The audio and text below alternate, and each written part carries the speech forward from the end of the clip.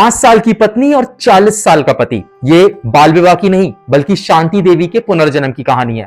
लेकिन सनातन साइंस के अकॉर्डिंग पुनर्जन्म क्यों होता है, आज इस पर भी बात करेंगे। तो दिसंबर 1926 दिल्ली में जन्मी शांति देवी जब 4 साल की हुई तो उन्होंने अचानक से ये कहना शुरू किया कि उनका असली घर मथुरा में है और उनका पति द्वारकाधीश मंदिर के सामने कपड़े की दुकान चलाता है। शुरुआत में शांति देवी की बात को बचपना समझा गया, लेकिन 9 साल की उम्र तक आते आते उन्होंने और भी चौंकाने वाले खुलासे किए।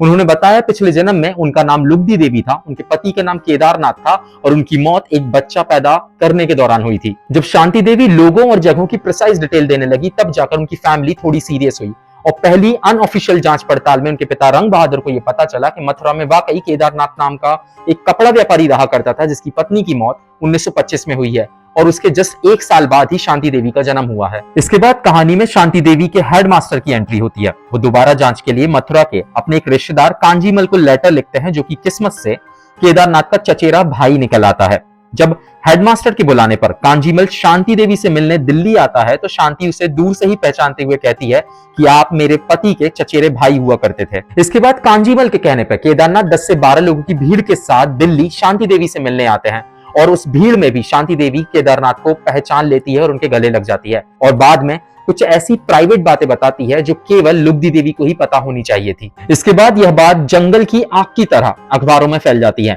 यहाँ तक कि मोहनदास गांधी तक यह बात पहुंचती है और वो पड़ताल के लिए डॉक्टर, पत्रकार और वैज्ञानिकों समेत एक कमेटी का गठन करते हैं। 24 नवंबर 1935 को यह कमेटी शांति को मथुरा ले जाती है, जहाँ शांति खुद सबको पिछले जन्म के घर और लोगों का परिचय करवाती है और इस तरीके से शांति देवी की कहानी इंटरनेशनल लेवल पर रीइंकार्नेशन की एक स्ट्रॉन्गेस्ट कहानी साबित होती है। यहाँ तक कि इनकी कहानी पर कई सारी बुक्स भी छप चुकी हैं। खैर, सनातन उपनिषद मनुष्य शरीर को 3 भागों में बांटता है। पहला स्थूल शरीर जो हमारी आंखों के सामने होता है, दूसरा सूक्ष्म शरीर जिसमें हमारी इच्छाएं, आकांक्षाएं, वासनाएं निवास करती हैं और तीसरा कारण शरीर, अज्ञानता की वो परत जो सूक्ष्म शरीर की कामनाओं को हमारी आत्मा से बांधे रखता है और मृत्यु के बाद आत्मा को रीडायरेक्ट करके एक नए जन्म का कारण बनता है।